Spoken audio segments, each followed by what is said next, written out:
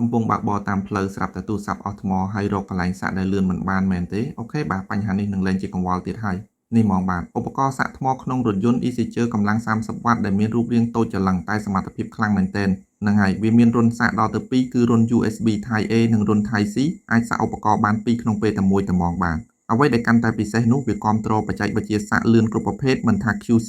4.0 QC 3.0 ឬក៏ PD នោះទេធានាថាជួយឲ្យទូរស័ព្ទ iPhone ឬ Samsung របស់បងប្អូនពេញថ្មបានលឿនទាន់ចិត្តក្នុងពេលធ្វើដំណើរតែហ្មងបាទសម្រាប់តម្លៃវិញគឺធូរថ្លៃខ្លាំងមែនទែនត្រឹមតែ$5ប៉ុណ្ណោះហើយមានក្នុងស្តុកស្រាប់នៅ Daravi Store តែហ្មងមិនបាច់រងចាំយូរទេបាទថែមទាំងមានសេវាដឹកជញ្ជូនដល់ទៅ25ខេត្តក្រុងទៀតផងដើម្បីបញ្ជាទិញបងប្អូនអាចតាក់ទងមកតាម Telegram របស់ពួកយើងដែលមានលេខទូរស័ព្ទ098 480 800និងខ្សែមួយទៀត078 480 800បាទរស់រានឡើងណាព្រោះចំនួនមានកំណត់របស់ល្អគុណភាពខ្ពស់បែបនេះកុំឲ្យរំលងឲ្យសោះបាទសូមអរគុណ